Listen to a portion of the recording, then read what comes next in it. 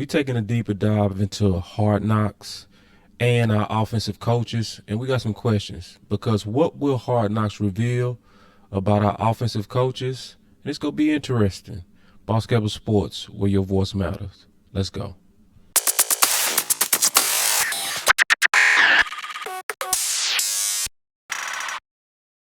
So dealing with the offensive coaches for the Dallas Cowboys, it's going to be very interesting because obviously we're going to be doing a little bit of a series on this where we're going to be preparing for training camp and also preparing for Hard Knocks and getting everybody that likes Dallas Cowboys content prepared for it, because it's a lot of interesting things that's getting ready to go on, and I definitely have questions myself.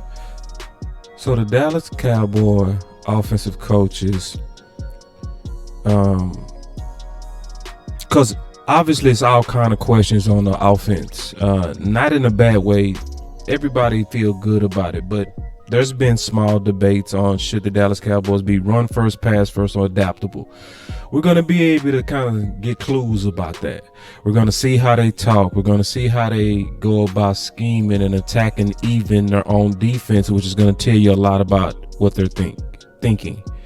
Now, one of Boss Cowboy principles that I want y'all to key in on that's very important is I have a major principle when it comes down to coaches. When it comes down to coaches, the principle that I go by, and it's a small one, it's actually very easy, is you judge players by individual performances, but judge coaches by the group.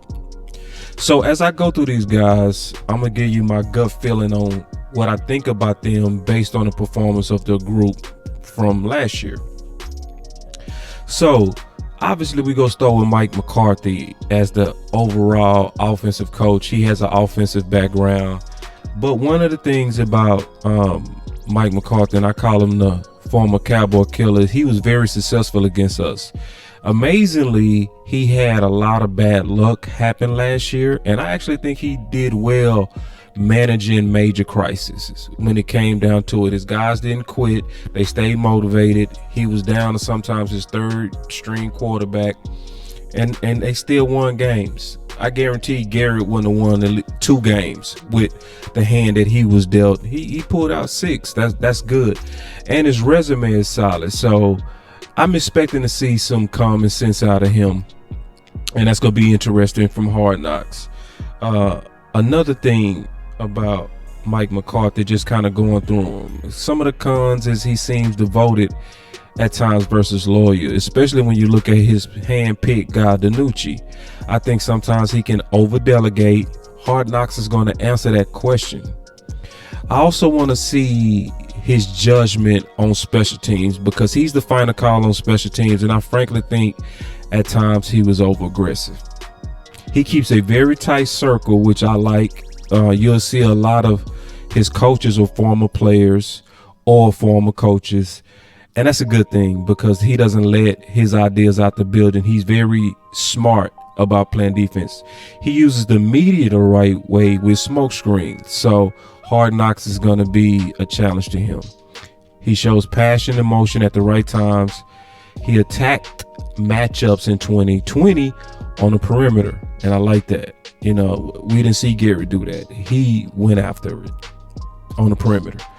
He also massively managed massive 2020 injuries, so breakdown. So now this is the guy I'm very interested in seeing, Mr. Rob Davis, because Rob Davis is what I would consider, first, he played as a deep snapper under Mike McCarthy. So this is one of those guys that's very close to the vest. But when I look at him and I think about him, what I see, especially when you look into his background, is I see a guy, if anybody watches Game of Thrones, I would consider him the hand of the king. And in the series Game of Thrones, all the kings had people who were their strongest advisors. And these were people who had a gift of leadership, navigating the political winds, navigating the other kingdoms.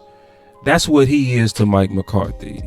Also, being a minority is smart because, it's been a lot of conflicts going on ESPN lately about diversity and stuff like that, with the finals and all that kind of stuff, and people getting promoted and stuff like that. So people got good opinions on diversity, bad opinions on diversity, but diversity overall is very good. I just say in general, you always want your leadership to have some type of reflection of the constituents, or you can say the people that's a majority that's under them. You always want that reflection because frankly, sometimes people relate better. They can give you cultural insight. It's all kind of reasons why you want to have leadership that's a reflection of the group. And obviously a majority of the NFL is black. So you want to have that because it helps Mike McCarthy's perspective. But that's not all. Because that could also allude and make people think that I'm saying that Rob has his job because he's black. No, Rob is very qualified. So one thing about Rob, you'll see, even when he stopped for a stint and wasn't coaching anymore, he still was dealing in leadership. You can see from the Dallas Cowboys page that following his tenure with the Packers, I'm at the second paragraph, Davis took a job with Pence Manufacturing in Appleton, Wisconsin, where he served as a senior director of people and culture and senior director of operational excellence. So no, this guy is a real life hand of the king.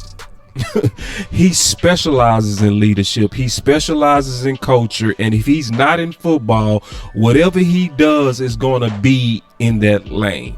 So I'm excited to see him up close. I want to see the hand of the king work with Mike McCarthy. So, I mean, maybe that's me being a nerd, but I'm just so excited to now allow the Dallas Cowboys to open up the hood and take a look at a guy like Rob, because I think it's going to be very interesting. And we gonna go through a couple of these guys. So yeah, so y'all get ready, because I think it's gonna be interesting to see what's gonna happen with Rob. And one more thing with Coach Davis that I would say, I also think it was wise for Mike McCarthy to bring him in, because I would consider him the tiebreaker, right? Jerry made it known, very much known, that a lot of times when it's a split, because obviously there are differences, sometimes between scouts, sometimes between coaches, sometimes between front office and coaches. And Mike McCarthy brought this guy in.